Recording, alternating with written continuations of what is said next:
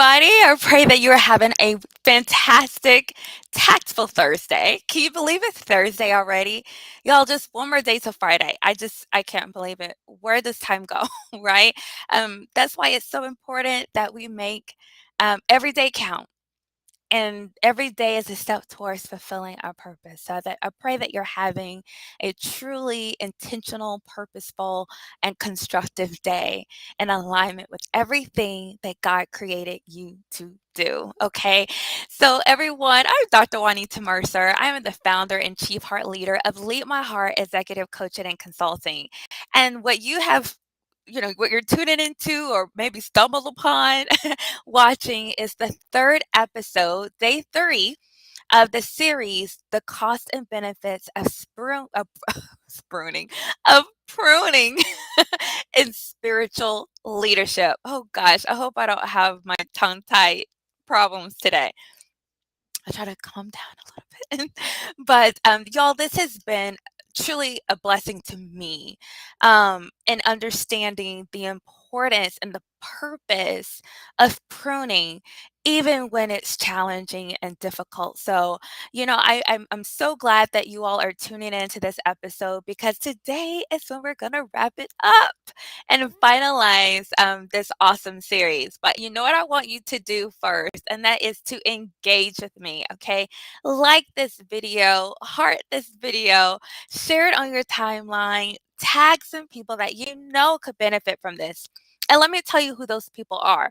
They are leaders, executive leaders who are dealing with pruning in the workplace right now.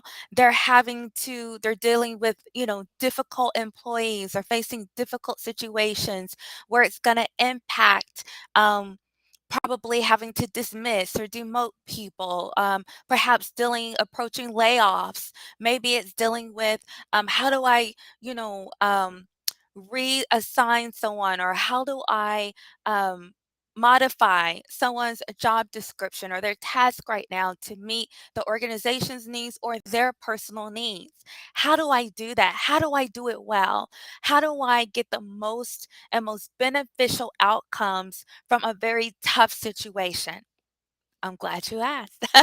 Because if you tag those people who are dealing with those issues, or maybe that's you, you are in the right place. That's exactly what we're talking about today. Particularly, oh, let me go back. I'm not done. That's what we're talking about today. But before I move forward, I want you to comment, okay? Share your comments. Let me know that you're here. You can say hello, ask your questions. If there's any advice or suggestions you want to add, go forward. Go for it. You have it to that comment section. So just have your way with it, okay? But then also, I'll pray that you are following me on YouTube and LinkedIn. Okay. Be sure to follow so that you don't miss any notifications or uploads of content or posts that I share that's going to help you in the work that you do. But also, those of you who are watching on YouTube, okay, be sure to subscribe to my channel and then hit that bell, ring that bell, okay, so that you don't miss any notifications. So, with all that said, now we're ready to talk about day 3, episode 3 of this series, pruning and spiritual leadership, particularly in spiritual leadership. Spiritual leadership, not just in any leadership style. There are many out there, but I'm a strong advocate of spiritual leadership. Why? Because humans are spirit. We're spirit first. We were spirit, and then God gave us a body. Okay, just like our Father. God is spirit. We're made in his image. We are spirit too. But so often, we're so eager to implement these great strategies, these theories that people have come up with that are great. Not to say that they don't work, but have you ever start implementing strategies and then soon after that, things fall apart? You start dealing with aggressions and resistance to change and all of that. You know why? Because you were too busy, um, you know, trying to engage someone's mind and intellect more than their spirit, the heart of the person. And so Data shows this, my research shows this, that when we take the time to engage the person, the spirit of the person, and nurture that, that's where you're going to have and really foster that long lasting, indelible, okay, type of transformation that you're looking for. That's going to last, that's going to stick. Okay, so we have to learn how to do that better. And we do that through spiritual leadership principles.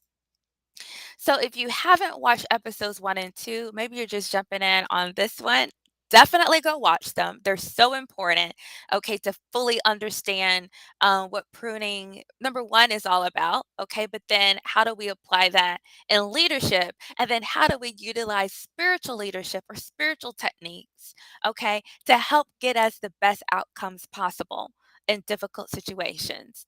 And so, just as a simple review, the purpose of pruning is to add strength to plant life by cleaning it of everything that is causing some hindrance to its growth and maturity. Because the whole idea of pruning is to cut some things away, to rid plant life of something in order to help it produce more, to deliver more, to thrive more. Okay, you get it? We're sounding like trees, right? Because we are. Even the Word of God, in John chapter 15, verses 1 through 8, it starts by saying that Jesus is the true vine and God is the gardener. Okay, and so the point that I'm trying to make here is that with pruning, pruning requires a gardener. It requires a steward, an overseer, a caretaker, a leader.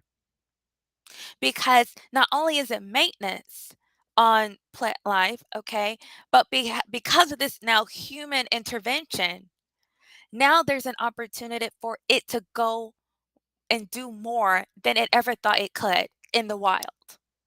Because now that there's some intervention, okay, to help cut some things away to ensure that disease parts of that plant life does not consume it, does not overwhelm it, because of that intervention, it's going to be better off. And so that's the role of executive leaders. You got to realize that in your vineyard, you are the gardener. You're the caretaker, you're the steward, you're the overseer. And it's your responsibility as the executive leader to prune your team for greater productivity and execution of desired outcomes. Okay. And so that is what we're striving for in this series. So in episode 2, we were able to put together the fact that the different types of pruning, and I talked about 5 different types of pruning and how it aligns to different strategies that we use in organizations to fix some problems with regards to our staff, our employees, our leaders that we serve. Okay, in the face of difficult circumstances, whether it be poor performance or I should say chronic poor performance, um, gross misconduct, um, poor or chronic, misbehaving and or misbehavior, toxic behaviors. It could be that someone is just not in a good match with their capability and the role that they have. And so, how do you navigate that? Okay. Or it could be that your organization is facing a lot of hardship and you're going to have to do layoffs in order to survive. Okay. And so we see on both sides of the coin how this can be very challenging and difficult, but how do we navigate that? How do we navigate? Let me zoom in here. How do we navigate the dismissal, that demotion, that role adjustment, the organizational restructuring, and the layoffs so that no one feels like they've lost? Well, as much as possible, right? That's the goal.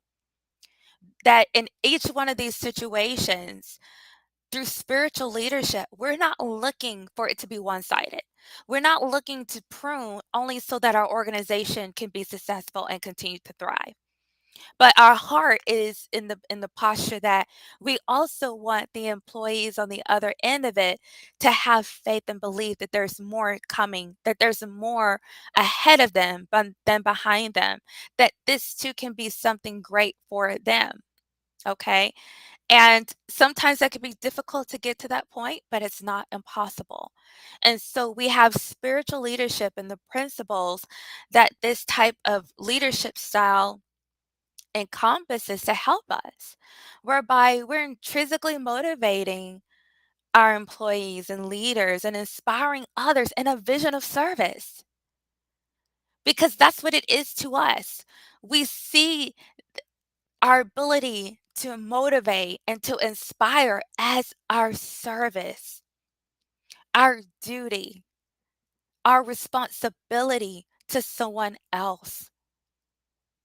And fulfilling that responsibility, we then foster efficacy, the fact that they believe that they can do it. They see their capacity and they're eager to walk in it, to do it, to produce and deliver. We foster commitment. Okay, that they're loyal, they trust, they're trustworthy, that they're in it to win it. Okay, that they're a partner in what we're doing, and to foster productivity. Okay, for them to come through, for them to follow through on what they said they would do, that the goals and objectives that you have outlined and established with them in partnership with them, that they're able to fulfill. And then also just creating an environment where there's an overall spiritual well-being that we're seeking, not just for ourselves, but for the team and the other stakeholders that we serve, by ensuring that by the work that they do, they experience calling, meaning purpose, okay, engagement in their work. They know that they're a part of something bigger than themselves that's meaningful to them. And then also experiencing membership, belonging, okay, knowing that they're a part of something, that they play an integral part in what is happening in this environment, in this organization. And those two things, every human being desires and needs: calling and membership.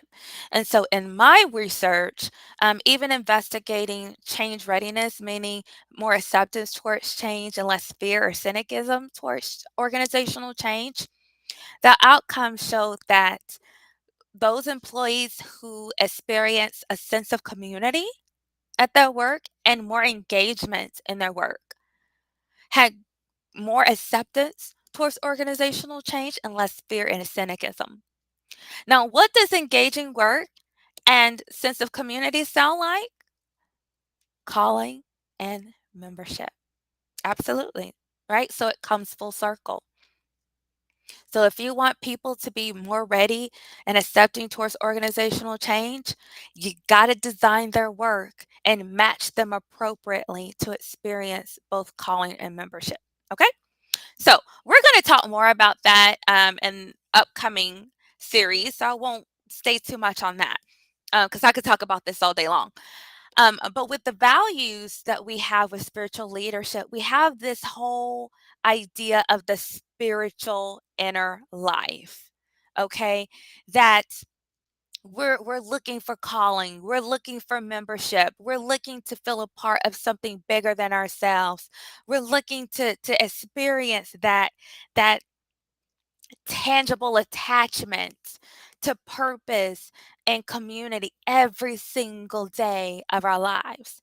And the less that we experience that, then we see the depression, then we see the anxiety, then we see the fear, we see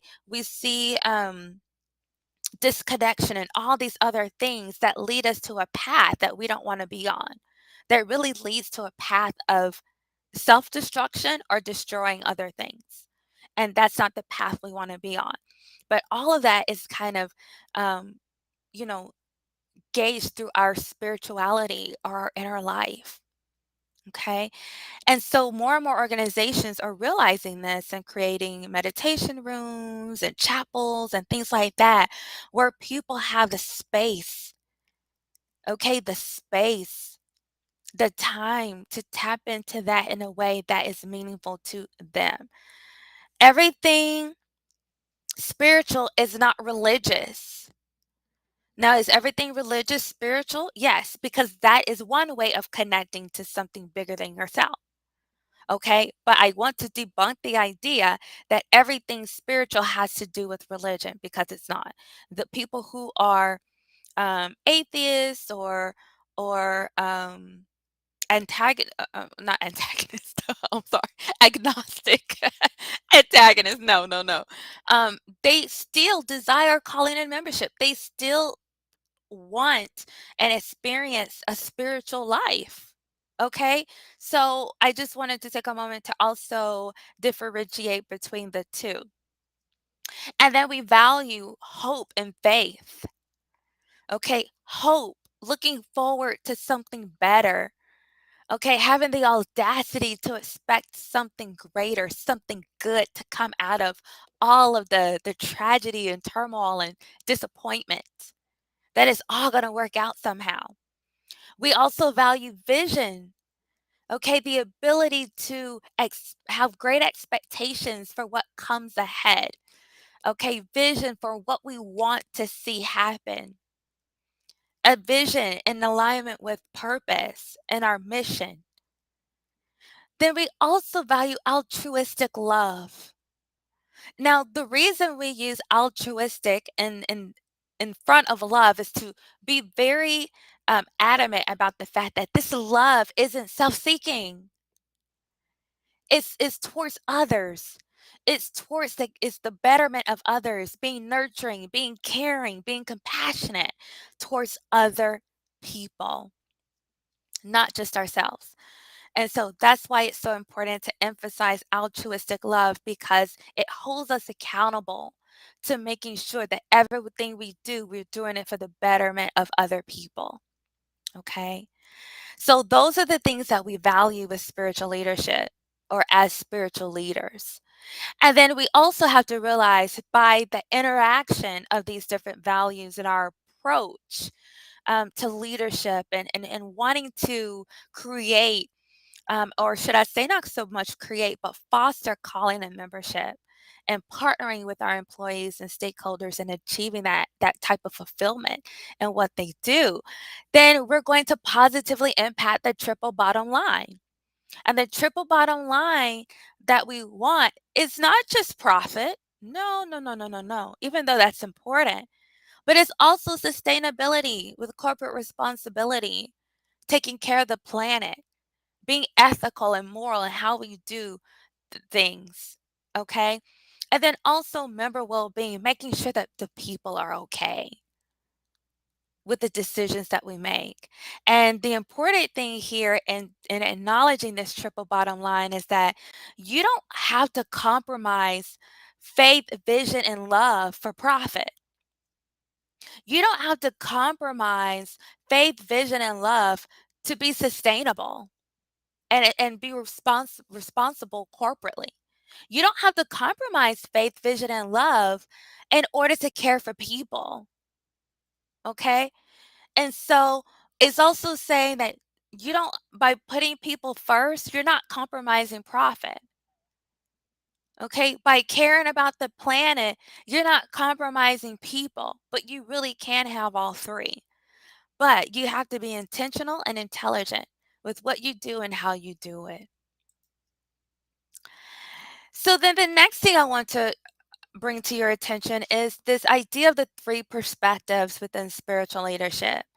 Now, you'll often hear about leadership in general and perhaps even followership. If you've done any type of leadership, education, or studies, then you've probably come across followership in some way because it's simply recognizing the fact that number one, no one is a leader without a follower.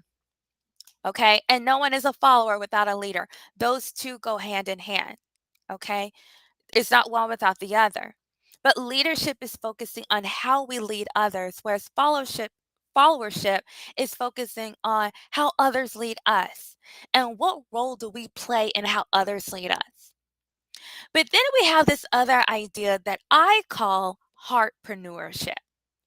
Okay, now other researchers, such as Dr. Fry, who's a major um, pioneer of spiritual leadership and this theory and the teachings of it, he kind of addresses it as personal leadership. Okay, but I, from the standpoint of leading hearts and leading my heart, I call it heartpreneurship, how we lead ourselves, because that's just as important as leadership and followership, to making sure that at all times we're considering these three perspectives and how and what our role is in achieving positive, constructive, beneficial outcomes. Okay? So now let's talk about dismissal.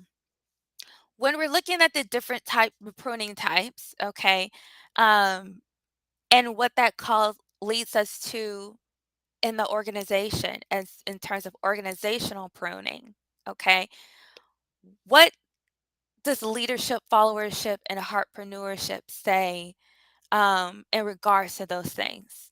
How should it guide us?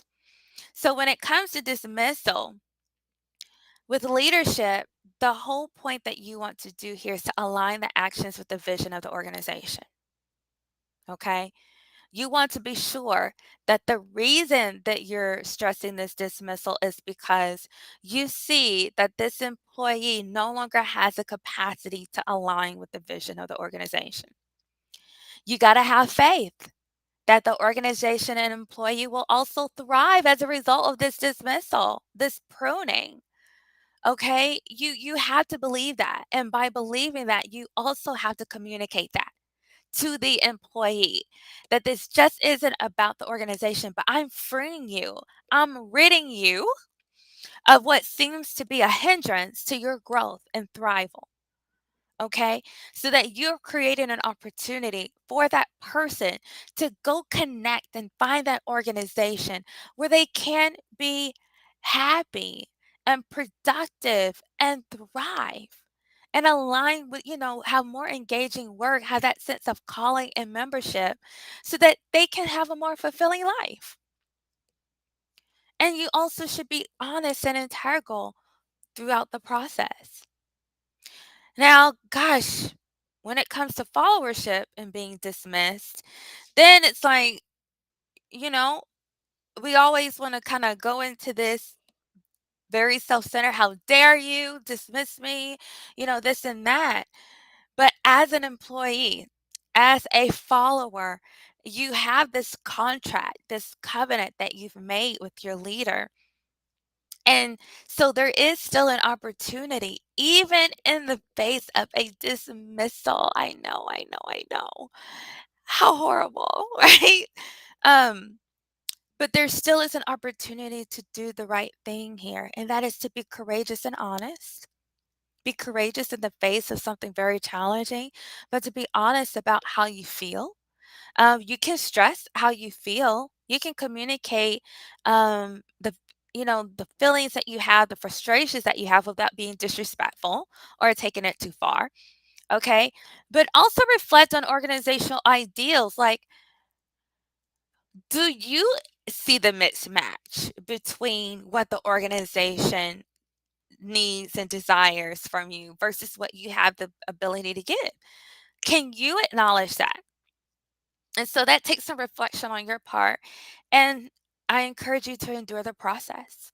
Okay, endure it to the end. Um, and I would even say here, try your best to, as you even leave at this point, to leave things better than you found them. Okay, regardless of the situation. With heartpreneurship, though, and how you lead yourself, practice forgiveness, acceptance, and gratitude. And you're going to see this a lot in this episode today because it's true. Anytime you're facing difficulties like this, where the spirit of offense can rise up, the spirit of rejection can rise up, do yourself a favor and forgive them. Do yourself a favor and accept what has happened and do yourself a favor by seeking gratitude, to seeking the things that you can be thankful for. Well, you know what? I'm thankful they're dismissing me now, at a time where I still have time to find a job. Rather dismissing me later. I'm grateful that, I'm not behind on my bills, so I've got some wiggle room to find a new job. I'm grateful for everything that I've learned at this organization. I'm grateful for what I learned, how I don't want to be, the kind of leader I don't want to be. Um, I've learned a lot, right? So you can seek those opportunities to learn, even in the process and even facing dismissal. And then persevere through the challenge. Okay? Don't give up.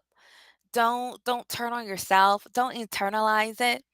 But realize this is just one closed door that is going to allow you to get to the right open one. And then redefine your destination and journey. Okay?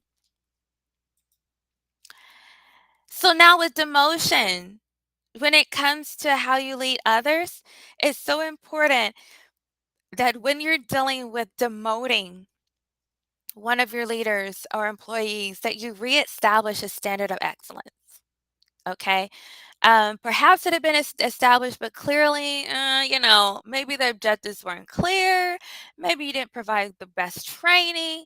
Is your opportunity to own up to what you didn't do well in preparing that person for that role. Okay, and to reestablish that standard of excellence.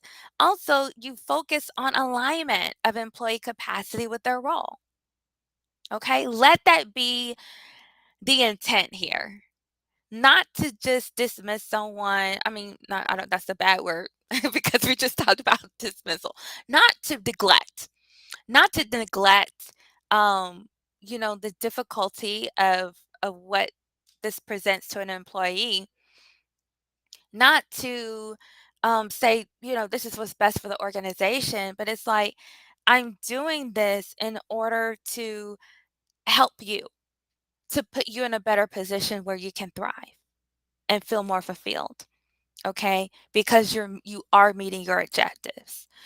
And then be compassionate yet honest.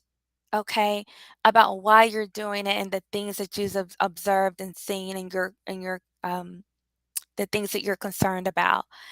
And then a state expectation for their revival.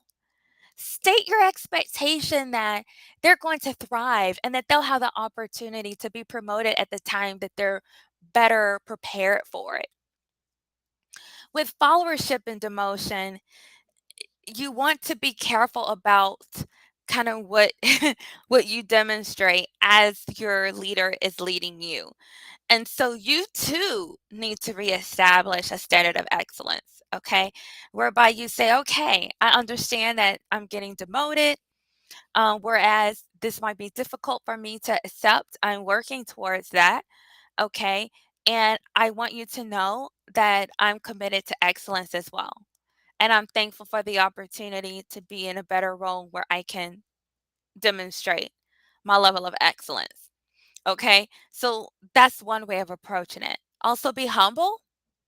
Be humble to the fact that, oh gosh, I didn't know everything I thought I knew. Okay. I actually can grow more. Okay. And then remain loyal. Remain loyal. Don't become that toxic, disease, cancerous, um, person in an organization because you were demoted. You have the opportunity here to set your own narrative, to create your own narrative as to this being the best decision. And maybe it's even something that you asked for. Okay. Not all demotions are mandated. Some employees ask for because of, the changes in their life. Okay. Um, but remain loyal. Remain loyal.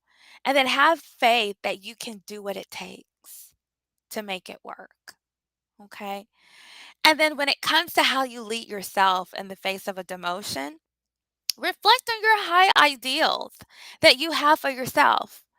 okay? That this doesn't make you any less capable, that this is not a mark against you and what you're capable of. This was just, a consequence of not being the best prepared. Okay, or maybe other circumstances that you're still growing in and learning to navigate, that you have some weaknesses to develop, okay, into strengths. And that's okay. But reflect on that. Practice forgiveness, acceptance, and gratitude, and persevere. Okay? So, what does it look like when we're dealing with role adjustment? Now, role adjustment, if you watch episode 2, you know this, but it's when you are changing someone's role or removing tasks from them, giving some of their tasks to someone else, for whatever reason. It could be because of you're prioritizing priorities within the organization, or because you see that that person is just overwhelmed, or not doing such a great job with this one particular task. They're winning and everything else, but you're like, I need to do some adjustment. I need to do some pruning. So from the leadership standpoint, appeal to the employee or organization needs. That's number one. Okay, and say, listen. We see, or I see that you're having some difficulty with this particular task. Okay, or this is what we need right now within the organization. So we're needing to make these adjustments.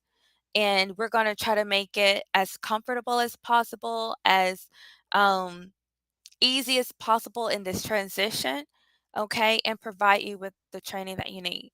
So be patient with this person. Be patient with the person who might be feeling like, is this really a mark against my performance? Is this personal? And the feelings that they're dealing with. Be honest and remain trustworthy.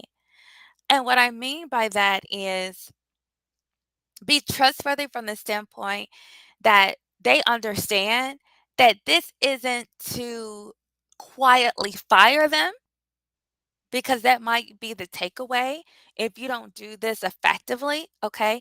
Because some people can think, oh gosh, they're minimizing my task because they're basically quietly firing me. Like they're looking to kind of make my role less important in this organization, okay? No one else can do that. You can let them do it, okay? But no one else can dictate how important you are to an organization without your permission.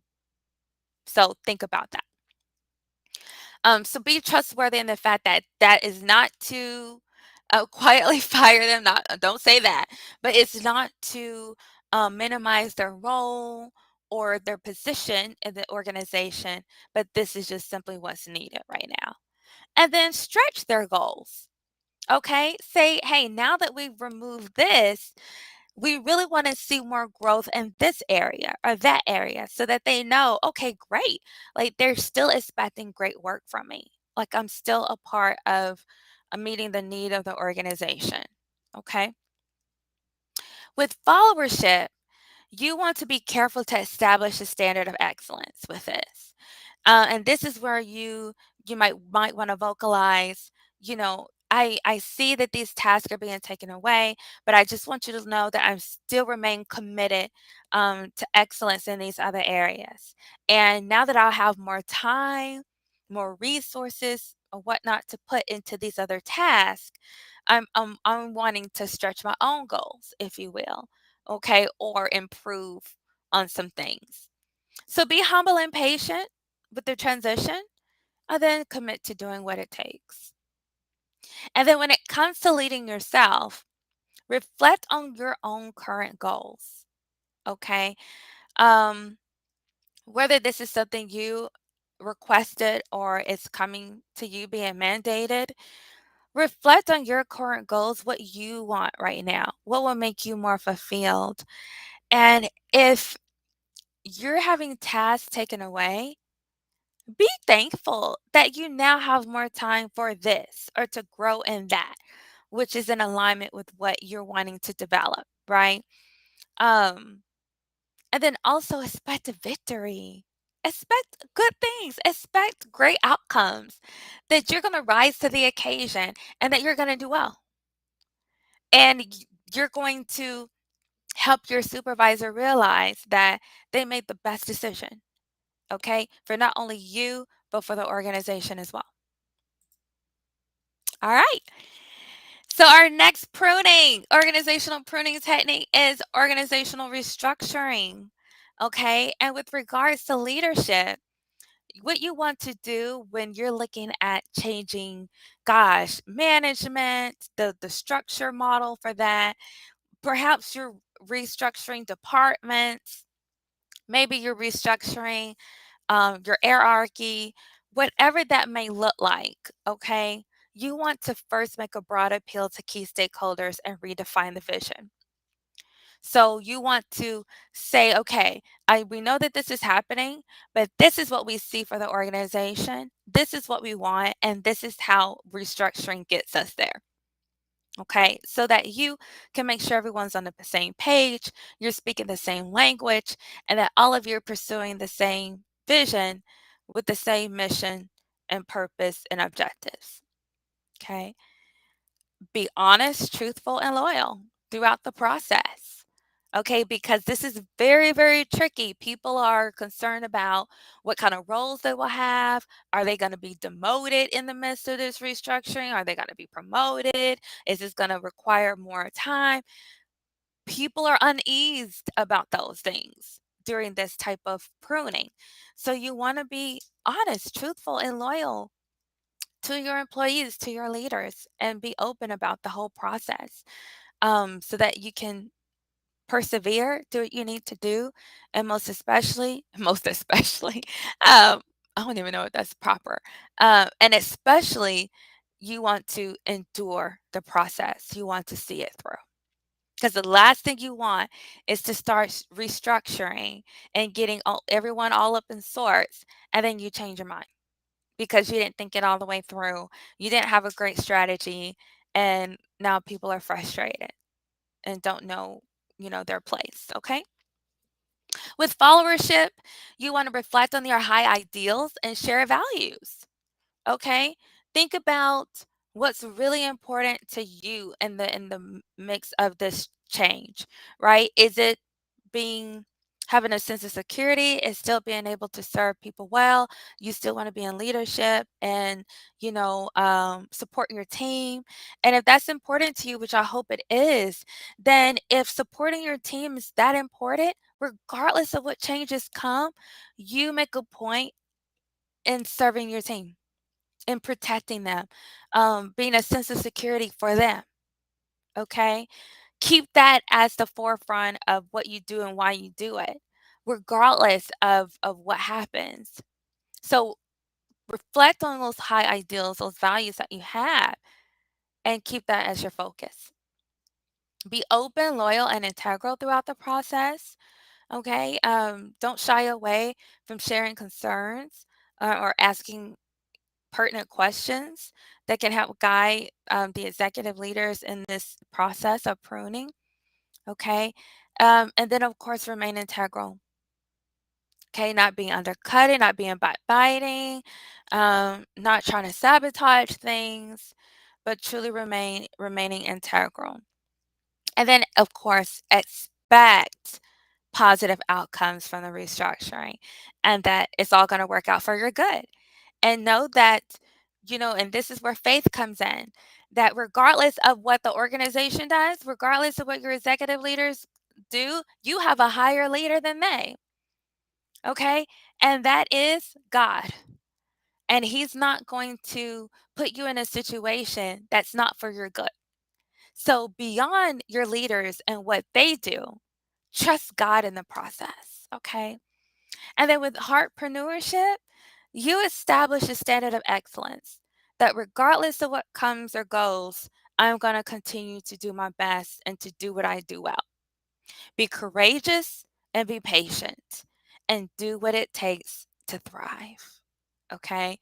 Remain prayerful, um, remain positive, and tackle each day one at a time. Okay. And then the last one, layoffs. Okay, so layoffs. We talked about the fact that when organizations are facing difficulties with finances or just trying to survive a very turbulent environment, that layoffs for some organizations is a quick answer, okay? For better or for worse. It's never ideal, but sometimes it's necessary. And so with leadership, when it comes to layoffs, the first thing you want to do is to encourage hope and faith. You want people to see and embrace the fact that this could actually be a step in the right direction for them. Is that hard as all get out to do? Yes. Yes, it is. When you're trying to tell someone that they're going to lose their job, that they'll no longer be able to work at that organization, yes, yes, yes, that is a very difficult and heart-wrenching thing to do. But it's not impossible, okay? Hard, yes, but not impossible to at the same time encourage them to see the opportunity in this as well. Okay, the opportunity to find that right open door, the opportunity to go follow their dreams, the opportunity to go try something new. Okay, the opportunity to get into a new industry, the opportunity to go back to school, to really think about what it is that they want in life. And perhaps this is just the open door to go do it. Now, how you go about that conversation, use tact, um be compassionate with that conversation, but it's one that you can definitely have. Okay, be honest, be honest about why the layoffs are happening. You owe people that. Okay, now do you have to disclose all the nitty gritty dirty details? No, you don't. But if it's because of financial troubles, yes, that needs to be said. Okay? Because again, as a leader, you're in covenant with your employees, and it's just important that you do the right thing. So be compassionate and excellent with the separation protocol. And when I say excellent, go out of your way to take care of your people, even in the separation. If there's training you can provide them, do it. If there's job seeking help that you can provide them, do it. If there's financial help that you can help get them into an education program to help them be more competitive because they've been at your company for 20 years and don't only know what you taught them and not really prepared to go and get that new job, do it. Okay? If there's counseling and emotional support, mental health support that you can provide them in this transition of a layoff, do it. That's what excellence look like. And that is what being in covenant with your employees look like. That you're not setting them up for failure, but you're setting them up to thrive, even in the face of a layoff. Okay? Do what it takes. Do what it takes. As a follower in the midst of a layoff, you want to reflect on the journey.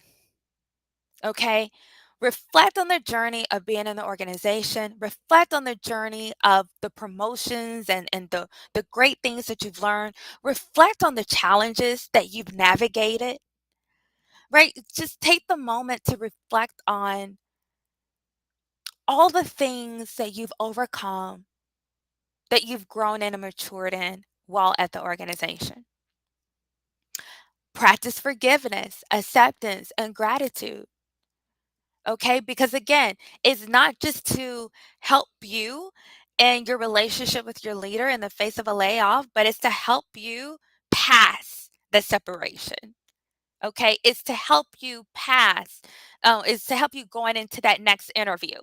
Because if you go into the next interview bitter, oh, they did this organization did that, horrible leaders, you wouldn't believe, and you're spilling all the tea because you haven't practiced forgiveness and acceptance, they're not going to hire you because they're going to see you as that disgruntled employee who, when something bad happens, you go and spill all the tea. You're not loyal.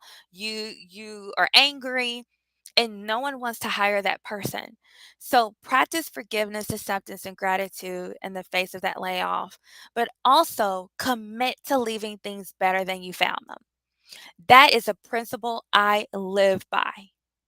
Every job I've left, I made a point to leave it better than I found it. Okay. And even in the face of layoffs, you can do that too. And then with heartpreneurship and how you lead yourself in the face of a layoff, again, reflect on your personal journey and destination. What does God want for me right now? That should be a question you're asking and praying about. God, in the face of this layoff, what is it that you want me to understand? What is it that you want me to know? What is it that you want me to be open to? And then be courageous and persevere. Okay? Don't lose hope. I know it's fearful to face the unknown of what comes next, but this is where that value and spiritual leadership of faith and hope comes into play. That you must believe that better days are ahead and look forward to them. And then with that faith, put some action in planning your next steps. Okay? So that's how we use spiritual leadership, okay, to navigate these difficult pruning situations in organizations. Okay, whether it's dismissal, demotion, role adjustment, organizational restructuring, or layoffs. Okay, by utilizing spiritual leadership and those three perspectives of how we lead others, how others lead us, and how we lead ourselves, we really can have positive outcomes in the face of very difficult decisions and situations. Okay. And so, y'all, that is the end of today's episode. And I just want to leave you with this thought. And that is there's purpose in the pruning. If you don't remember anything else, it's that pruning, yes, it hurts. Yes, it can be sad and frustrating. It can be disappointing. But if we refuse to focus on that and instead focus on the positives, okay, the promotion, the prosperity that comes along with pruning, all the better we'll be. But leaders, remember, you are the gardener in your vineyard. It's your responsibility to prune your organization and your leaders for great outcomes. And although it presents challenges in pruning, spiritual leadership ensures that you will achieve beneficial, constructive, productive outcomes way after your losses. Okay. So I pray that you've been blessed by this series. Y'all, if you missed any of these episodes, there were 3 for this series, please go check it out. You will be amazed at what we learn from pruning plant life and how that applies to organizational pruning and these kind of difficult decisions that executives we have to make, okay, sometimes, and how to do that. So let me know your thoughts. Comment, ask your questions. And if this blessed you, let me know. Okay, tell me. I love to get feedback from you all. And of course, anything that you would like to share from your personal experiences in pruning in your organization, I welcome those comments as well. Okay. And y'all, new series coming up. The surprise for this month was that not just one series, but 2 series. And so the next series will be about the spiritual journey of leadership, where I'm going to go more in depth talking about what spiritual leadership is all about. You got a great introduction today, but we're not done. We're going to talk so much more about what spiritual leadership looks like and how every leader needs to be practicing spiritual leadership, because the data shows if you want indelible results, if you want true transformation, and you want to foster not only people accepting change, but then initiating it, being committed to it, you have to nurture the spirit. And I'm going to talk to you more about how to do that, because there's no true leadership, no true power, no true influence, no true motivation or should I say, no true motivating others to change without first nurturing the spirit. Okay, so that's what you're going to learn in that series, and that is October 25th through 28th. And the time is to be determined. Okay, I will let you know that. So stay tuned on that. And then, y'all, please follow me. Again, just want to remind you, hit those subscribe buttons. Okay. Follow me on YouTube, Facebook, and LinkedIn. I'm also on TikTok and Twitter as well at Lead My Heart 2022. Okay. So that's it for today, you all. And for this series, have a wonderful, wonderful rest of your day. And with the weekend coming up, enjoy your weekend. Be sure to plan a Sabbath, get your rest so that you can be renewed and rejuvenated for the upcoming week. Okay. And y'all, I love you all. And remember, in everything you do and with everything you have, love God and love people.